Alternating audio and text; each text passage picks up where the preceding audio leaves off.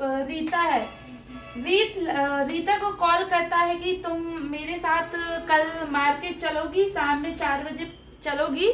तो रीता क्या बोलती है, कल मैं ऑनलाइन टेस्ट दे रही होंगी। 4 बजे लड़का पूछा कल मेरे साथ मार्केट चलोगी, तो रीता क्या बोलती, कल मैं ऑनलाइन टेस्ट दे रही होंगी। I will be giving online test tomorrow. Hello everyone, how are you? I hope you are very well. So welcome back to my YouTube channel English में जिद्दी. My name is Mansi. Today I want to teach you future continuous tense. यदि आप पहले की video नहीं देखे हो तो प्लेलिस्ट में जाके वहां पर आप सारी वीडियो एक साथ देख सकते हो। डे 41 है, 40 वीडियो मैंने अपलोड कर चुकी है, तो आपको देखना चाहिए। ये वीडियो बहुत ही इंटरेस्टिंग होने वाली है, क्योंकि मैं आपको कुछ एग्जाम्पल के थ्रू बताने की कोशिश करूंगी कि ये फ्यूचर कॉन्टिन्यूअस टेंस क्या होता है, आप कभी भी नहीं भूलोगे। तो चलिए देखते हैं। आप बचपन से पढ़ते आ रहे हो कि किसी भी वाक्य के अंत में रहा होगा, रही होगी, रहे होगे आते हैं, वो ही क्या होता है, फ्यूचर कॉन्टिन्यूअस टेंस कहलाता है। तो इस टाइप के टेंस के लिए कैसे सेंटेंस का यूज करते हैं, पहले एग्जाम्पल देखते हैं। जैसे आप कोई भी काम चलिए मैं आपको बताती हूँ कि ये फ्यूचर कॉन्टिन्यूअस टेंस क्या होता है, इसका क्या पहचान होती है और स्पोकन इंग्लिश में इसके क्या यूजेस होते हैं। तो फ्यूचर कॉन्टिन्यूअस टेंस, जब आप प्रेजेंट में खड़े होकर फ्यूचर के बारे में आप सोचते हो, प्रेजेंट में खड़े होकर कोई भी काम जो फ्यूचर में एक्शन जारी रहता है, वही फ्यूचर कॉन्टिन्यूअस टेंस कहलाता है। कोई भी काम फ्यूचर में स्टार्ट होता है और फ्यूचर में जारी रहता है, कंटिन्यू चलता है। जैसे कि वह खाना बना रहा होगा, वह नहा रहा होगा, वह पढ़ रहा होगा, तुम सो रहे होगे, तुम टीवी देख रहे होगे, तुम ऑनलाइन टेस्ट दे रहे होगे। मतलब फ्यूचर में आप कोई भी काम कर रहे होगे, वो ही क्या होता है, फ्यूचर कॉन्टिन्यूअस टेंस कहलाता है। I want to share with you one story. This is boy, his name is रीत, this is girl, her name is Rita. एक दिन रीत ने रीता को कॉल किया कि कल तुम मेरे पास मार्केट चलोगी, क्या तुम मेरे साथ मार्केट चलोगी। फ्यूचर में कोई भी काम कंटिन्यू जारी रहता है, वो ही क्या कहलाता है, फ्यूचर कॉन्टिन्यूअस टेंस कहलाता है। तो इसने बोला कल मेरे साथ मार्केट चलोगी। फ्यूचर कब होता है, अभी आप प्रेजेंट में खड़े हो, इसके बाद 2 मिनट बाद वही फ्यूचर। इसने क्या बोला, कल तुम मेरे साथ मार्केट चलोगी 4 बजे। तो रीता ने बोला कल मैं ऑनलाइन टेस्ट दे रही होंगी, कल मैं खाना बना रही होंगी, कल मैं टीवी देख रही होंगी, कल मैं मम्मी के साथ इस टाइम स्पेंड कर रही होंगी। मतलब प्रेजेंट में दोनों खड़े हैं, दोनों आपस में बात कर रहे हैं, लेकिन फ्यूचर के बारे में सोच रहे हैं। जब आप प्रेजेंट में खड़े होकर फ्यूचर की भविष्यवाणी कर देते हैं, वो ही क्या कहलाता है, फ्यूचर कॉन्टिन्यूअस टेंस कहलाता है। ये बोलती है कल मैं ऑनलाइन टेस्ट दे रही होंगी, I will be giving online test tomorrow. कल मैं टीवी देख रही होंगी, I will be watching TV tomorrow. कल मैं खाना बना रही होंगी, I will be cooking food tomorrow. तो आई होप आपको ये स्टोरी के थ्रू बहुत ही अच्छे से समझ में आ गया होगा कि फ्यूचर कॉन्टिन्यूअस टेंस क्या होता है, कैसे यूज करते हैं। तो चलिए हम स्टेप बाय स्टेप देखते हैं।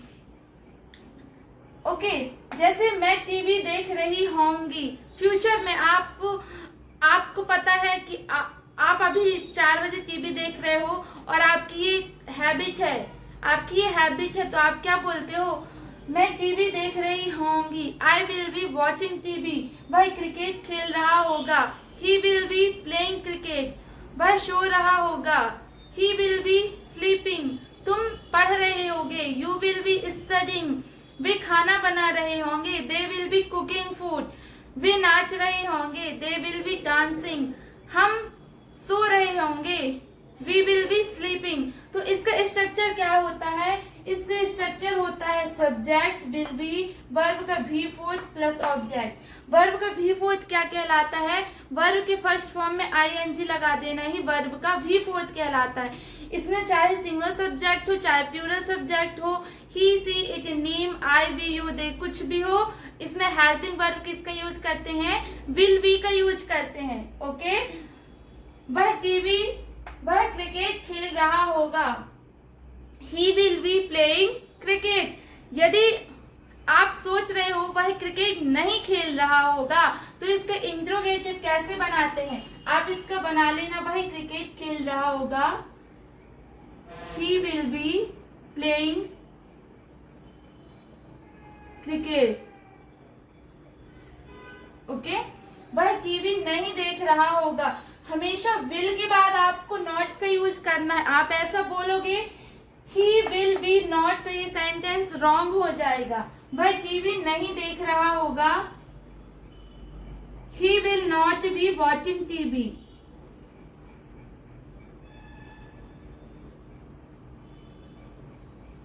यदि किसी से इंट्रोगेटिव पूछना हो, क्या वह टीवी देख रहा होगा, क्या वह खाना बना रहा होगा, क्या वह सो रहा होगा, क्या वह पढ़ाई कर रहा होगा, क्या वह रो रहा होगा, तो इसके लिए किसका यूज करते हैं? ये इंट्रोगेटिव सेंटेंस कहलाता है।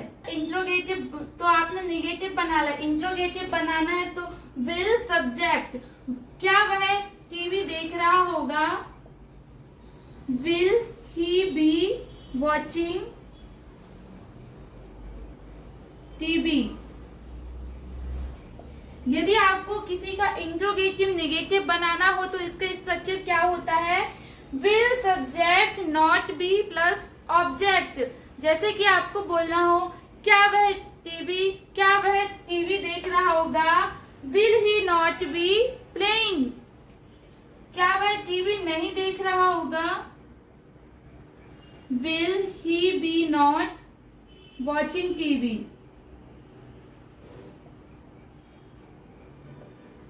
आपको सबसे पहले पॉजिटिव सेंटेंस पे आपको फोकस करना है।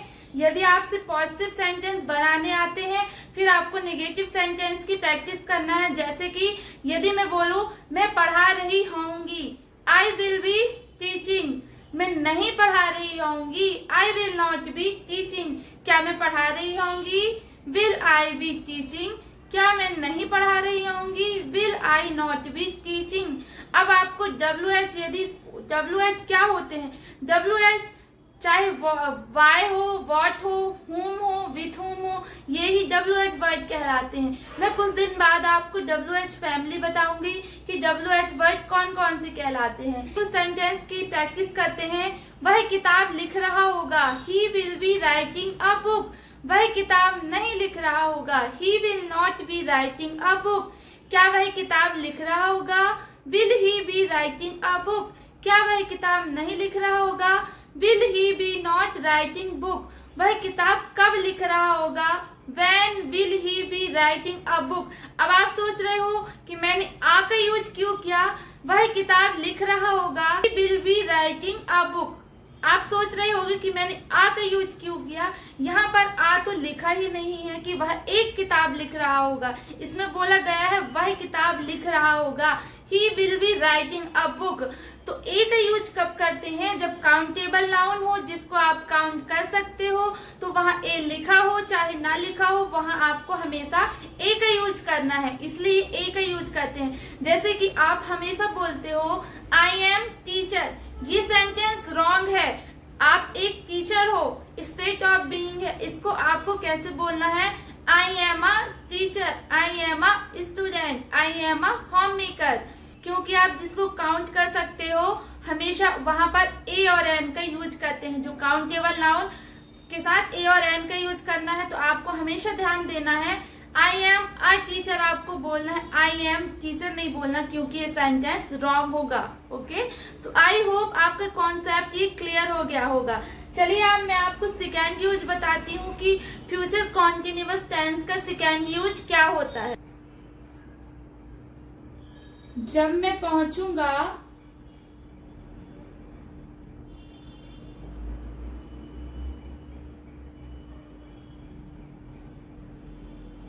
मम्मी खाना बना रही होगी। इसका स्ट्रक्चर क्या होता है? मैंने आपको फर्स्ट कॉन्सेप्ट बता दिया कि फ्यूचर में कोई भी काम एक्शन होती है और वो एक्शन होती है और वो कोई भी काम जारी रहता है। ये फर्स्ट कॉन्सेप्ट हो गया। सेकेंड कॉन्सेप्ट आप कैसे बोलते हो? जब मैं पहुंचूंगा मम्मी खाना बना रही होगी।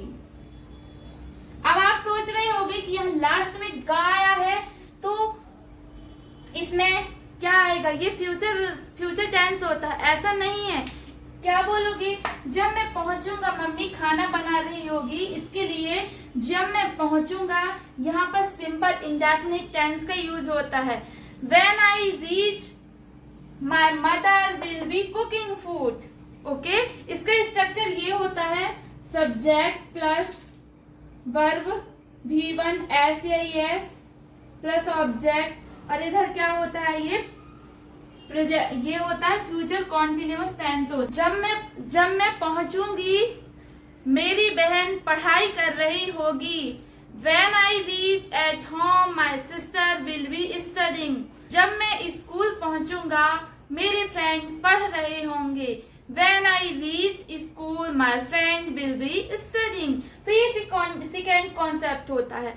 यदि आप हिंदी पे जाते हो कि रहा होगा, रही होगी, रहे होगे आते हैं, वो ही क्या होता है? फ्यूचर कॉन्टिन्यूअस टेंस कहलाता है। तो चलिए मैं आपकी कंफ्यूजन दूर करती हूँ। फ्यूचर कॉन्टिन्यूअस का अभी मैंने सेकेंड टाइप बता दिया कि एक फर्स्ट क्या होता है, जब कोई भी काम आप फ्यूचर में कर रहे होगे, जैसे कि आपको बोलना हो मैं पढ़ रहा होऊंगा, आई विल बी स्टडिंग, मैं खाना बना रहा होऊंगा, आई विल बी कुकिंग। वह दूसरा कॉन्सेप्ट क्या था कि जब मैं घर पहुंची मम्मी सो रही, जब मैं घर पहुंचूंगी मम्मी सो रही होगी।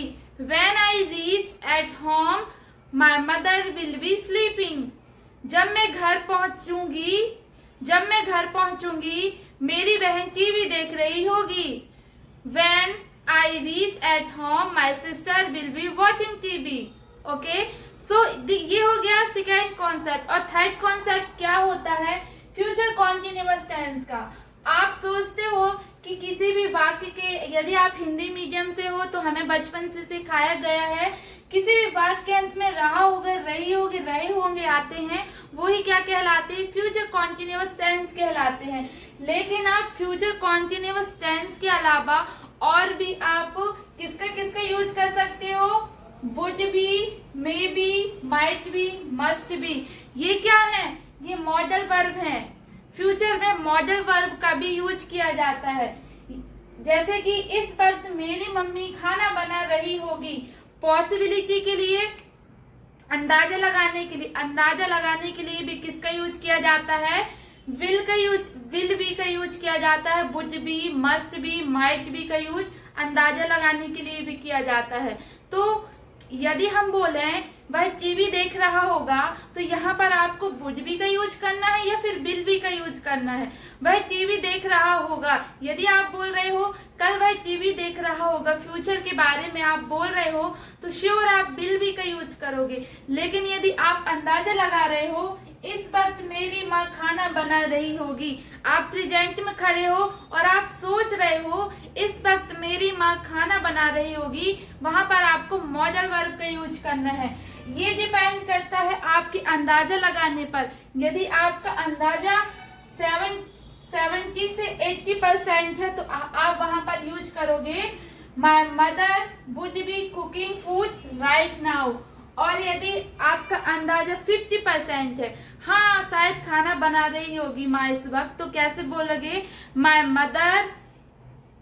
Mother may be cooking food right now.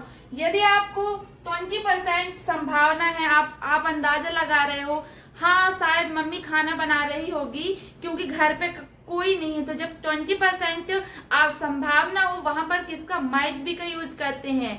My mother might be cooking food right now. यदि आपको 100% पॉसिबिलिटी है कि हाँ घर में कोई भी नहीं है, कोई खाना बना ही नहीं सकता है, पक्का मम्मी मेरी खाना बना रही होगी, तो वहां पर आपको मस्ट बी का यूज करना है। My mother must be cooking food right now. I hope आपको पूरा समझ में आ गया होगा कि आपको फ्यूचर कॉन्टिन्यूअस में विल बी का यूज कहाँ करना है, माइट बी का, मस्ट बी का यूज कहाँ करना है। ठीक है, शायद वह कपड़े धो रही होगी। अब आप अंदाजा लगा रहे हो कि 10 बजे हैं, वो शायद कपड़े धो रही होगी अभी, क्योंकि इतनी टाइम तो वो कपड़े डेली धोती है। तो कैसे बोलोगे? She would be washing cloth right now, she might be washing cloth right now, she must be washing cloth right now. ये आपकी संभावना पॉसिबिलिटी पर निर्भर करती है कि कितने % पॉसिबिलिटी है। ओके, शायद वह कपड़े धो रही होगी, शायद वह टीवी देख रही होगी, शायद वह सो रही होगी, शायद वह नाच रही होगी। तो आपको जिसका भी यूज करना है, आप चाहे यहाँ पर शायद वह कपड़े धो रही होगी, रही होगी वाक्य के अंत में आया है, लेकिन जरूरी नहीं है कि आपको सिर्फ विल बी का यूज करना है। आप वहां पर would be, might be, must be का यूज कर सकते हैं, लेकिन आपको पॉसिबिलिटी ध्यान रखना है। ओके, एंड ये फोर्थ कॉन्सेप्ट होता है स्टेट ऑफ बीइंग में होता है, जब अंदाजा लगाने के लिए करते हैं। जैसे कि आप बोलोगे वह कल छत में रहा होगा, वह कल छत में रहा होगा, वह कल ऑफिस में रहा होगा, वह कल घर में रहा होगा। He will B at home tomorrow, वह कल स्कूल में रहा होगा। He will be in the school tomorrow, घर पर रहूंगा। आई will B at home tomorrow, कल मैं ऑफिस में रहूंगी। आई will be in the office tomorrow. जब आप अंदाजा लगाते हो, ठीक है, यहाँ पर स्टेट ऑफ बीइंग क्या कहलाता है? किसी व्यक्ति, वस्तु, स्थान के बारे में बताता है, उसकी पोजीशन क्या है, स्थिति क्या है, यही स्टेट ऑफ बीइंग कहलाता है। यहाँ पर कोई भी काम शो नहीं करते हैं कि आप यहाँ पर कल वह घर पर रहा होगा। यदि आप बोलोगे कल वह घर में खाना बना रहा होगा, तो ये क्या हो जाएगा? ये फ्यूचर कॉन्टिन्यूअस टेंस हो जाएगा। लेकिन यदि कोई भी वर्क नहीं हो रहा, कोई भी एक्शन नहीं होती है, तो वो स्टेट ऑफ बीइंग में आता है। इसमें वर्ब कोई भी नहीं होती, सिर्फ काम को दर्शाता है। वह कल छत पर रहा होगा, वह कल छत पर रहा होगा। He will be on the roof tomorrow, कल वह स्टेशन में रहा होगा। He will be on the station tomorrow. I hope you understand this concept. तो आपको सारे कॉन्सेप्ट क्लियर करना है, क्योंकि मैंने मॉडल में आपको वहां पर डिटेल से बताया है कि may be, might be, must be क्या होता है। तो यदि आप मॉडल वर्ब की वीडियो नहीं देखे हो तो प्लेलिस्ट में आप जाकर देख सकते हो। सो आज के लिए इतना ही था। If you like my efforts, like, subscribe. Thanks for watching.